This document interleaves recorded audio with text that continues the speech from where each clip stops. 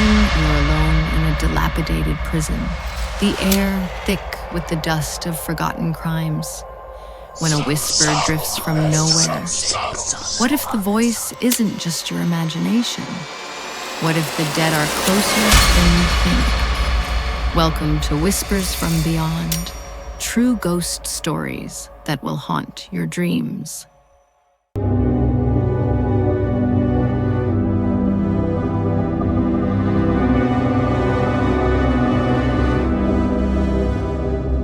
Tonight, we'll explore a collection of chilling real-life encounters from ordinary people who have touched the border between life and death. These aren't just fairy tales. They're nightmares that linger long after the lights go out. From dark prisons to misty plantations, each story paints a terrifying picture, reminding us that history's ghosts are always listening. Sit back, turn out the lights, and let's get started. Eastern State Penitentiary, looming like a monstrous scar on Philadelphia's landscape, opened its iron gates in 1829 as a revolutionary experiment in solitary confinement. Designed to reform criminals through isolation and reflection, it instead became a cooker of despair, driving men mad with silence and darkness. Over its 142 years of operation, thousands endured its cells, many never leaving alive. Suicides, murders, and slow deaths from disease turned it into a vault of human suffering. But beyond the history books, this place holds cultural weight. It's a symbol of America's flawed pursuit of justice, influencing prisons worldwide, yet tainted by tales of the paranormal that make skeptics question their sanity. While some dismiss the ghosts as tricks of the mind, the anecdotal evidence piles up. Disembodied voices, shadowy figures, and touches from invisible hands that leave you doubting reality. Let me take you deeper into this abyss through the eyes of those who felt its grip. Hi, my name is Anna, and on March 23rd, I ventured to Philly with my fiancé and his aunt. I'd seen Eastern State mentioned on lists of America's creepiest destinations and thought it'd be a thrill. My fiancé loves mobster lore, and I crave a good scare.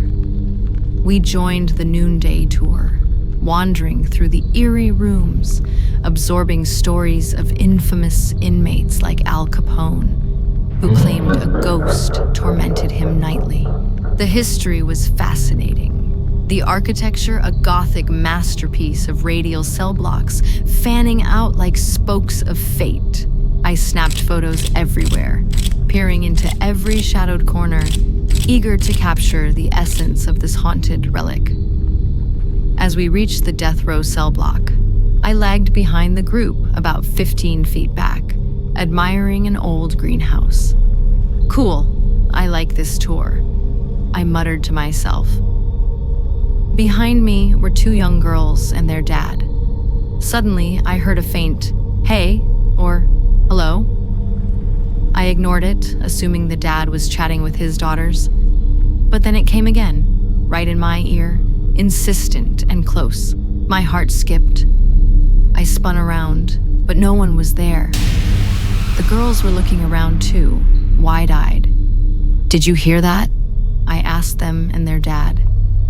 They nodded vigorously. "We heard it too." We all laughed nervously and bolted to catch up with the tour, but that whisper clung to me like a shroud. Skeptics might say it was wind or echoes, but in that moment, with witnesses sharing the chill, it felt like a soul from death row reaching out, trapped in the long darkness of isolation. The tension built as we explored further, and by the tour's end, I couldn't shake the feeling that something had followed us, a presence hungry for acknowledgement. That encounter at Eastern State sets the stage for a cascade of hauntings across America's most infamous sites, where history's tragedies bleed into the supernatural. These aren't just stories. They're personal plunges into the unknown, building from subtle unease to heart-pounding climaxes that leave you breathless. Let's journey next to the haunted Catfish Plantation in Waxahachie, Texas, a quaint restaurant born from a cursed Victorian home, where the dead dine alongside the living. Last summer, in the sweltering heat of July, I visited the Catfish Plantation with 3 girlfriends. The place is legendary for its paranormal activity, an old house turned eatery that's equal parts charming and chilling. Built in 1895, it saw owners come and go amid deaths and despair. A farmer hanged himself in despair, a young bride murdered on her wedding day, and a woman named Willa, who died of natural causes, but never left. Culturally, it's a slice of Southern folklore, blending ghost lore with catfish cuisine, drawing thrill seekers who dismiss the tales as marketing until they experience the intense energy themselves. We sat at a small table, soaking in the spooky vibe as our waitress shared legends of floating apparitions and cold spots. My friend Sarah scoffed, "I don't believe this. Ghosts aren't real." The waitress challenged her. "If you don't believe, wander the property, take pictures. I'll be damned if you don't find something." We grabbed our cameras and explored. In one photo Carly took of a glass case with t-shirts, a white smoky figure appeared, like a misty silhouette. We thought it was a smudge, so she snapped another. The figure vanished. Chilling, but we pressed on. Before leaving, we posed for a group photo at the front, with a window in the background, rumored to show the ghost of an old woman. In the car, we zoomed in. There she was, a blurry female form staring out. Shocked, we rushed to my house to show my superstitious dad. He warned, "Whatever's on that film might not like you bringing it home. Delete it."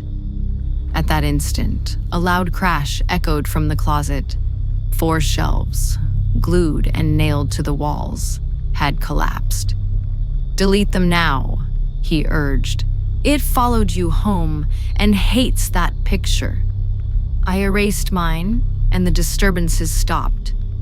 But my friends who kept theirs reported shelves falling, objects thrown and shattered. Sarah believes now. The climax hit when I realized the entity wasn't confined to the plantation. It pursued us, a vengeful force turning skepticism into terror.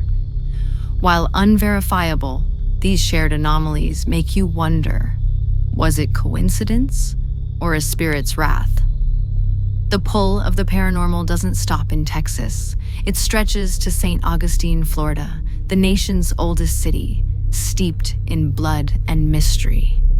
Founded in 1565 by Spanish explorers, it's a tapestry of colonial wars, pirate raids, and Native American slaughters, with over 450 years of tragedy embedding souls into its ancient streets.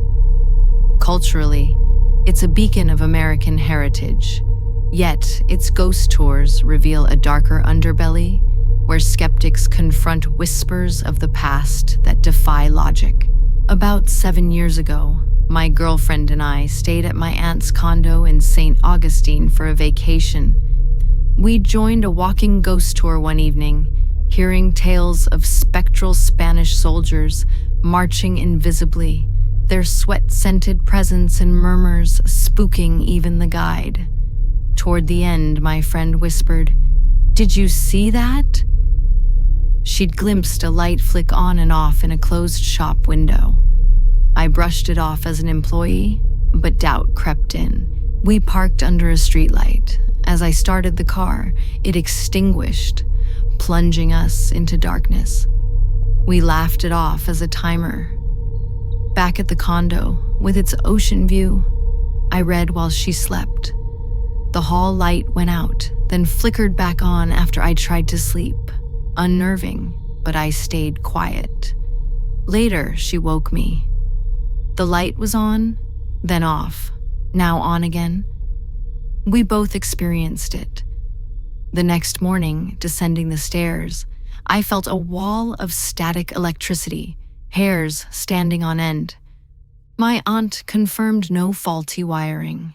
The condo neighbors, Old Fort Matanzas, Spanish for slaughter, site of massacres between Spanish, French, and Indians. Did a lost soul follow us? The buildup of flickering lights and electric chills climaxed in that unspoken fear. We weren't alone. A presence from centuries-old battles invading our peace. Skeptics might cite electrical glitches, but the timing and shared dread suggest otherwise.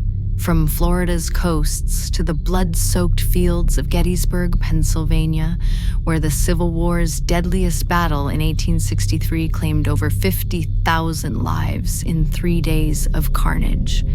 This turning point not only shifted the war, but shaped America's identity. A cultural monument to division and unity, now a national park haunted by echoes of muskets and moans. Tourists flock for history, but many leave with stories that challenge rational minds. In 2003, after retiring young from teaching in Brooklyn, I biked from New York to Ohio, seeking adventure. Exhausted, I rolled into Gettysburg for rest, meeting friends for a weekend, exploring the battlefield. Alone again, I joined a ghost tour ending at the Farnsworth Inn, a former hospital teeming with spectral soldiers. In the basement, the guide warned not to panic if touched by a presence. People had fled and injured themselves before. No sooner said than I felt a hand squeeze my left shoulder, deliberate and gentle. "Oh, excuse me," I said, shifting. But turning, no one was there. The room empty behind me. Heart pounding, I stayed silent. But biking back through pitch-black countryside, terror gripped me, imagining phantom patrols. The squeeze was the climax. A direct contact from a long dead soul, turning a casual tour into a personal horror. While unverifiable, the inn's history of such encounters sways even doubters. Alcatraz Island, off San Francisco's fog-shrouded bay, operated as a federal penitentiary from 1934 to 1963, housing notorious criminals like Al Capone and the Birdman.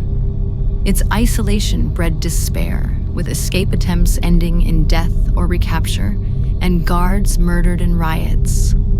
Culturally, it's an icon of unbreakable justice, yet paranormal reports of cries and apparitions make it a hot spot for ghost hunters, where skepticism meets chilling evidence. During a family trip to San Jose for a hockey game, we detoured to Alcatraz.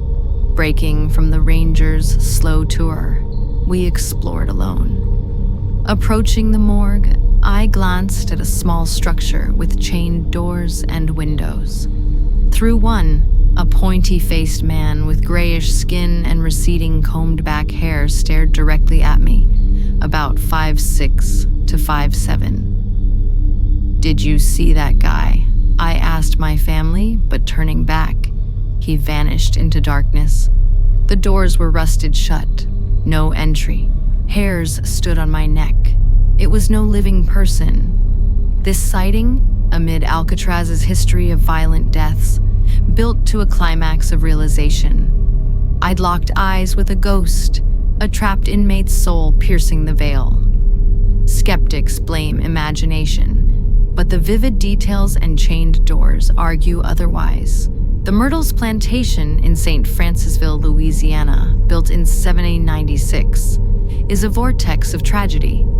Poisonings, murders, and diseases claimed lives, including a slave girl, Chloe, hanged for eavesdropping, and children who perished young.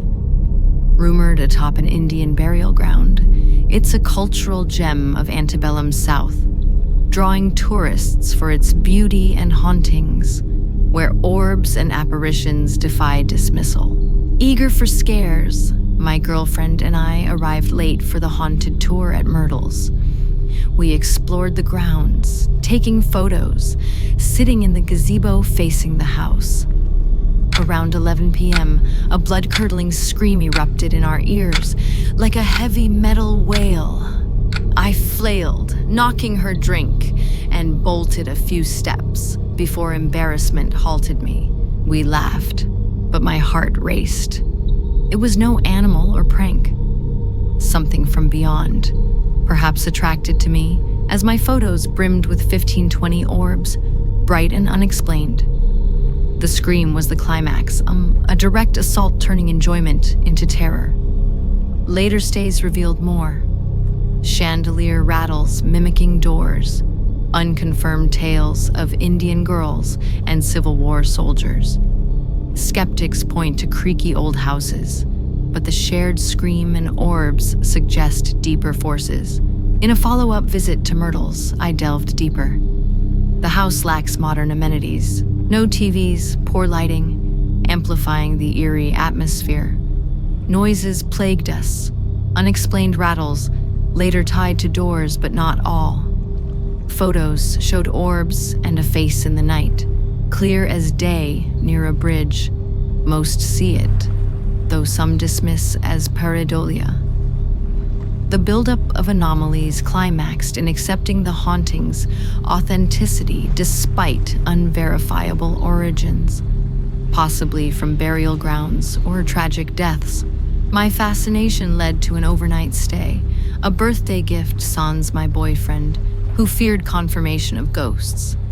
With a friend, we toured, heard histories of poisonings and murders, wandered grounds at night.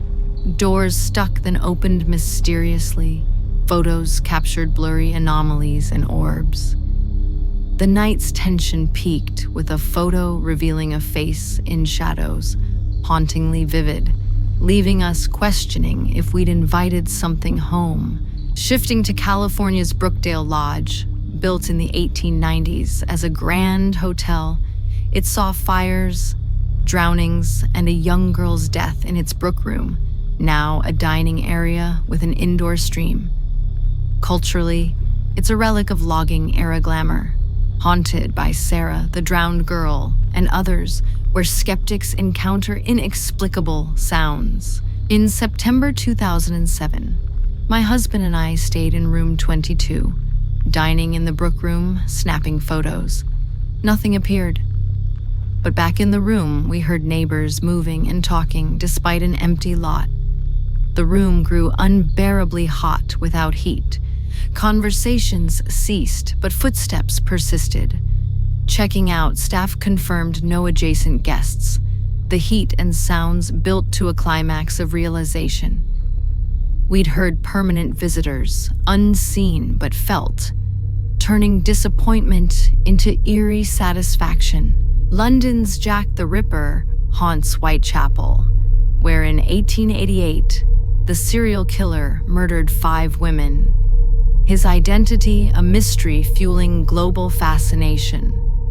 Culturally, it's a dark chapter in Victorian crime, with tours exploring sites where his ghost allegedly lingers. Visiting a friend in London, we joined a late-night Ripper tour. Afterward, sneaking into a restricted area with a fireplace, we photographed. Developed prints showed a man's figure by the hearth, said to be Jack's ghost. Weird events followed. Phones ringing with British accents, TVs tuning to Ripper shows. Burning the photos stopped it. The figure's appearance climaxed the intrusion. A spirit's revenge crossing oceans. Williamsburg, Virginia, colonial capital, site of Revolutionary War events and the scariest haunted house in America. A 1800s home where 9 died in the master bedroom alone, including a boy killed by a smirking old woman without reflection. Culturally, It's American history laced with horror. Tours revealing lights from no electricity and fireflies circling mirrors.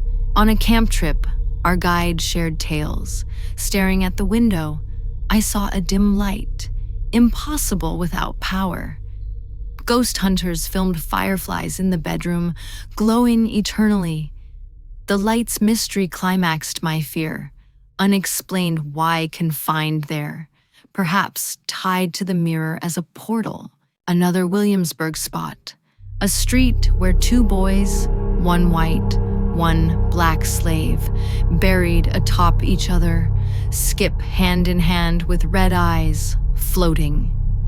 I saw them, frozen in terror. They vanished.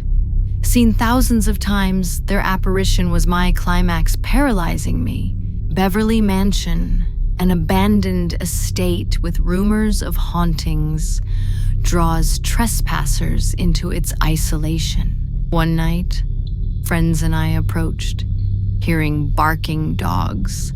Impossible in vacancy.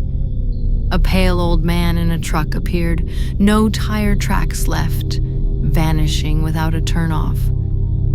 His ethereal presence climaxed our scare, questioning if he was guardian ghost or illusion. In Fryeburg, Maine, an old stone home near an orchard harbored a ghostly woman in an apron, smiling from a window, vanished upon approach, no footprints in snow. Learned it was torn down due to hauntings. Her disappearance was the climax, confirming her spectral nature. Charleston's haunted legacy, from slave markets to Civil War sieges, breeds ghosts in its historic homes.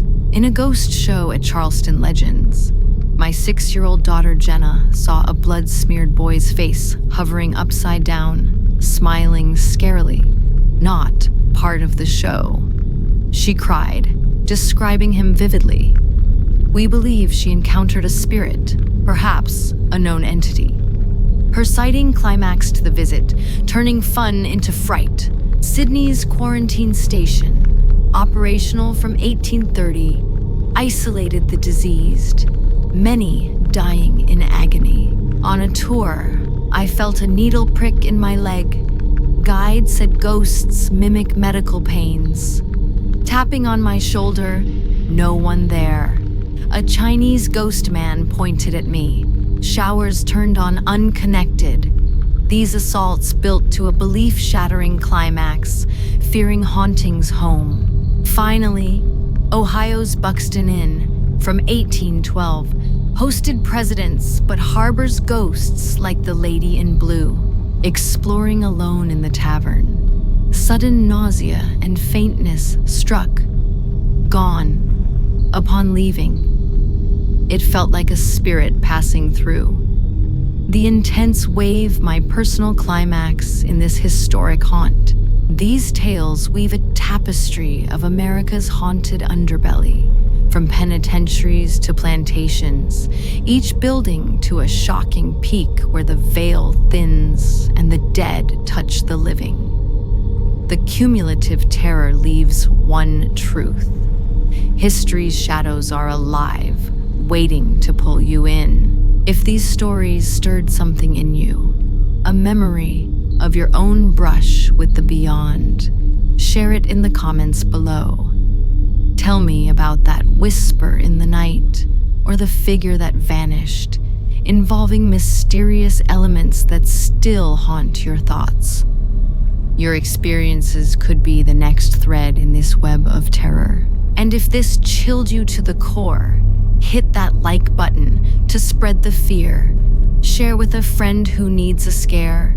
Subscribe for more dives into the dark. And ring the bell so you never miss a ghostly whisper. Stay spooky. And remember, the dead are listening.